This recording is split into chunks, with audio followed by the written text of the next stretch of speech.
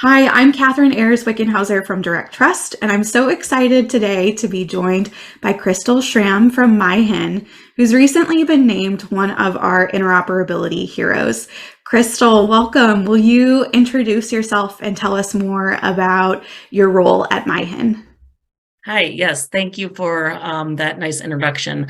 My name is Krystal Schramm, and I am a senior technical business analyst at MyHin, and I work closely with organizations to make sure that they're getting the data into us and that we're able to send it out. And one of my key areas of focus is working on tribal health, and I work closely with our tribal organizations to make sure that they're getting their data into us so we can make sure it's interoperable. Thank you. And, thinking about tribal health and your work with Native communities, that's why you were nominated and selected for this award. So I'm curious, can you tell us more today about your work that you do specifically in the tribal health area, and why is this focus area so important for MyHin? Absolutely. So I am actually Native myself. And one of the things that I noticed right after I started working at my organization was that there was a gap in data. We were not getting data from tribal clinics in Michigan.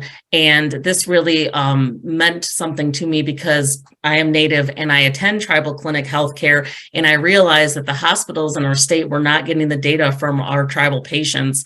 And so I began this initiative to start working closely with tribes and partnering with them so we could help bring them up to speed of why it was important that they were brought into the conversation and why we needed to get their data so they could make sure they could help improve the healthcare for their patients. And can you tell me even more too about perhaps the social determinants of health piece, or the actual project itself, because it's really quite impressive. Are I think 12 recognized tribes in the state of Michigan, and how did you work with them, and what did your work look like? That so yes, it's been really exciting. We really started out with me reaching out to the tribes and initiating that first contact. And they trusted me because I was Native, and in the tribal community, trust is one of the most monumental, just important factors for them because of the years of history with tribal governments changing and all the different people that are involved. And so they really spoke to me closely and understood that I was there for them and I was at their best interest. And so we started talking to them about how we could get them initially hooked up. We started with immunizations, and we're slowly moving to referrals, and then eventually moving to admission, discharge, and transfer notifications. And all of those pieces really tie nicely into the social determinants of health pieces because Natives, many of them live in rural areas. They're 1 in 6 chance of being diabetic. They have a shorter lifespan than other cultures. And so there are so many pieces that just roll into why we need to get those data disparities figured out. Certainly, and obviously social determinants of health has been a huge topic of conversation over the past years. But thinking about how you tied all this together, the immunizations piece, the referrals piece, and really interoperability as a whole, and why it's so important to have health data move across boundaries, it sounds like this was a big project and a significant amount of work, and actually probably multiple projects considering the multiple groups that you were working with. So from your experience, what were the key lessons learned that you learned, or MyHin learned, or others learned too from for this particular work?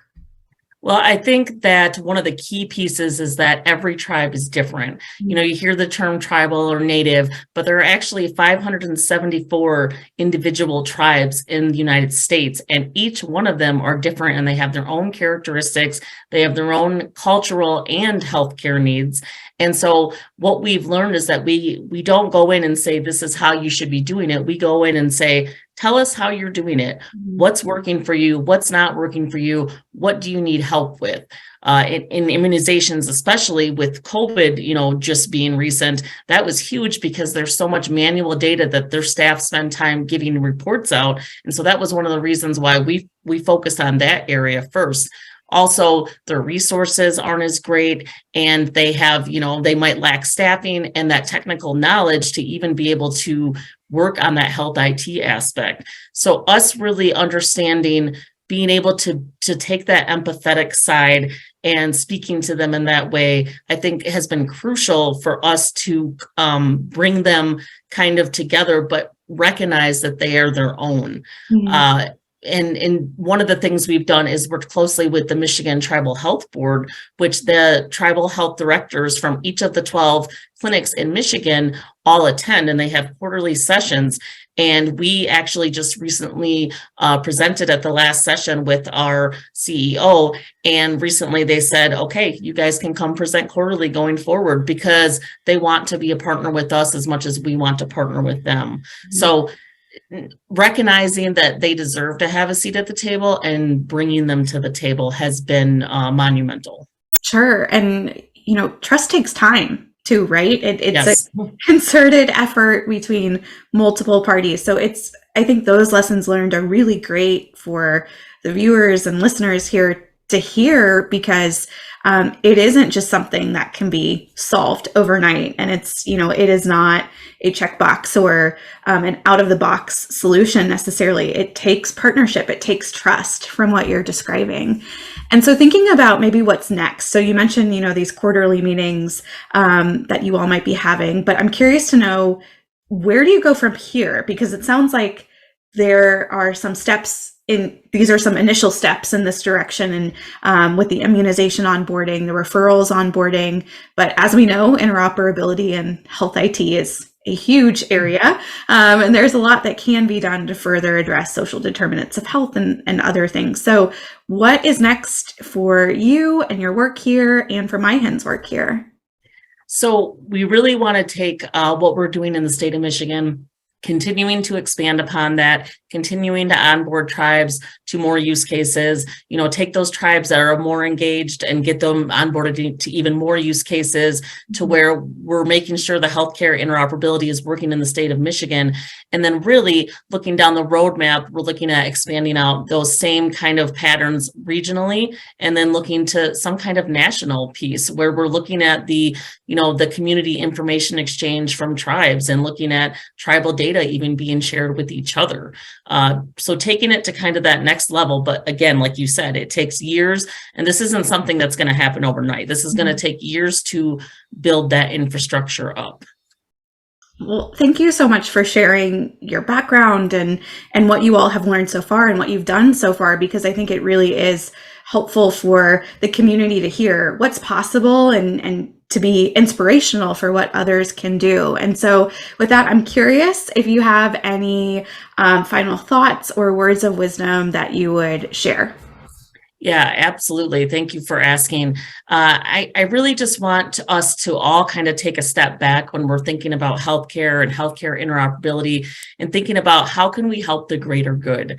How can we bring the different pieces together? We talk a lot about population health and healthcare. We talk a lot about social determinants of health. We talk about DEI. There's so many components that we talk about, but how do we mesh and mold them together to where we're just constantly moving forward? And even if we take a step back, that's okay. Learn from that, look at what we did well, and continue to move forward.